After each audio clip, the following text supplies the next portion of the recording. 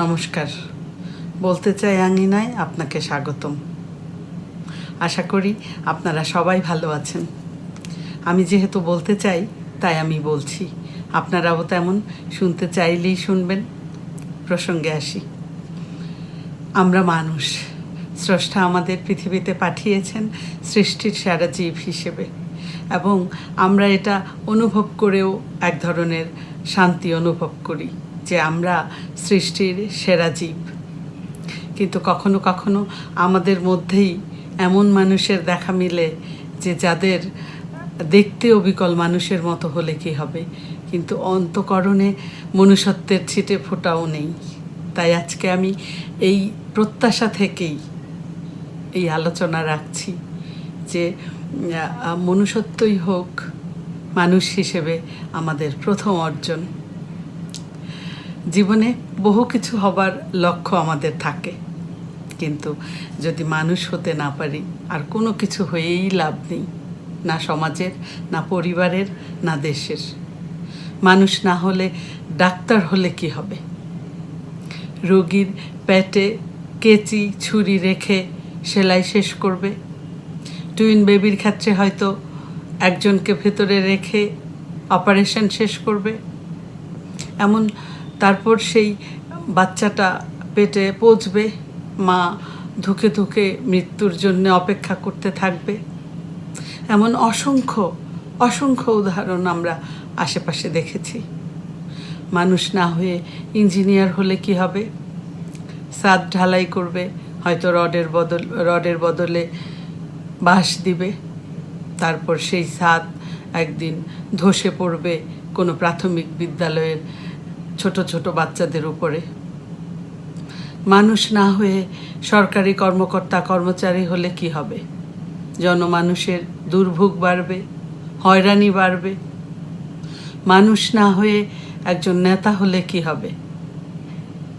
নেতা রক্ষক ভক্ষক হবে, দেশের 12টা বাজবে। আমরা সাধারণ মানুষরা বারবার আমরা বিশ্বাস করে ঠকতে থাকব। অথচ যিনি ভালো মানুষ তিনি যদি আবার ডাক্তারও হন, সেই ডাক্তারকে আমরা সাধারণ মানুষরা সৃষ্টিকর্তার পরেই আসন দিই। সেই ডাক্তারের একটুখানি কথা শুনে রুগী অর্ধেক ভালো হয়ে যায়। একজন নেতা যদি ভালো মানুষ হন, তিনি হবেন দেশপ্রেমিক, তিনি হবেন একটা দেশের জন্য আশীর্বাদ। নেতার ব্যক্তিগত সংগ্রহ যাই হোক না কেন, আমরা জনগণ থাকবো শান্তিতে, দেশ এগিয়ে যাবে তরতর করে। আবার একজন মানুষের যদি আমরা পরিচয়ের দিকটা দেখি, একজন মানুষের সকল পরিচয় সম্মানের, সকল পরিচয়। তিনি রাজা হন কিংবা দিনমজুর হন, রিক্সাওয়ালা কিংবা মেথর, যাই হন না কেন, সমস্ত পরিচয় সম্মানের। আবার যিনি অমানুষ, তার সকল পরিচয় সম্মানের। হয়তো ক্ষমতার দাপটে আমরা সামনাসামনি তাকে কোনো আমাদের আবেগগুলো প্রকাশ করতে পারি না, কিন্তু যখন আড়ালে থাকি, আমরা আবডালে থাকি, সেই মানুষটাকে চোর, বাটপার এইসব কথা বলে আমরা গালি দিই।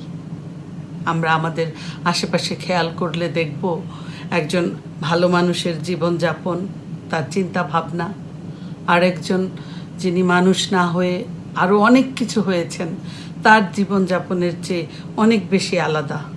একজন প্রকৃত ভালো মানুষ কখনো অন্যের ক্ষতি চাইতে পারেন না।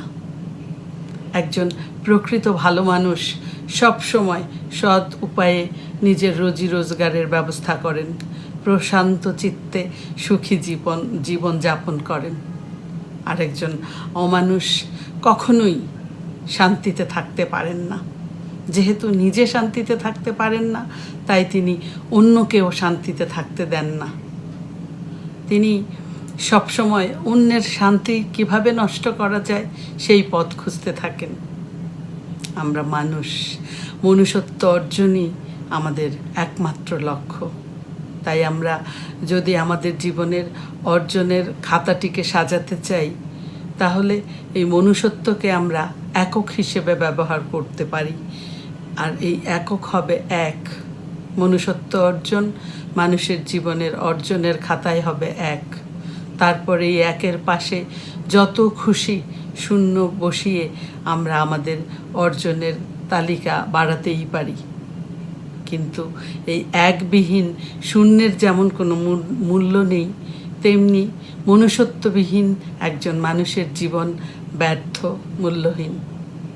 আমরা মানুষ হিসেবে জন্মগ্রহণ করেছি পৃথিবীতে, আবার কখনো সেটা পারবো কি না জানি না, তাই আমরা ব্যর্থ হতে চাই না কিছুতেই। আবার এই পৃথিবীতে একজন ব্যর্থ মানুষের ব্যর্থতা, একজন মানুষের কুকর্মের দায় কখনো অন্য মানুষ নেয় না। তাহলে আমরা কার জন্যে ব্যর্থ হব? আমরা কার জন্যে অমানুষ হব? আমাদেরই যদি আমাদের জীবনের সকল ভার, সকল দায় বহন করতে হয়, তাহলে সেটা একজন ভালো মানুষ হিসেবে কেন নয়? ভালো কাজের জন্য কেন নয়? আমরা আজকে একটা চিন্তা করতেই পারি, সেটা হলো যে এই ব্যর্থতার দায়, ব্যর্থতার গ্লানি, ব্যর্থতার যে কষ্ট, সেগুলোকে আমরা একপাশে সরিয়ে রেখে আমরা পরিপূর্ণ মানুষ হওয়ার প্রচেষ্টা চালাতেই পারি। এবং যদি এই প্রচেষ্টা আমাদের সফল হয়, তাহলে ধন্য হবেন আমাদের স্রষ্টা, আর আমরা সৃষ্টির সেরা জীব হিসেবে ধন্য হব সেদিন। তাই আজকে আমরা মনুষ্যত্ব অর্জনই আমাদের জীবনের প্রথম অর্জন হোক, এই প্রত্যাশা রেখে শেষ করছি আমার আজকের আলোচনা। এতক্ষণ ধৈর্য সহকারে আমার কথাগুলো শোনার জন্য আপনাদের অসংখ্য ধন্যবাদ। আবারও কথা হবে আগামীকাল রাত 8টায় নতুন কোনো বিষয় নিয়ে। ততক্ষণ সবাই ভালো থাকুন, সুস্থ থাকুন। শুভরাত্রি।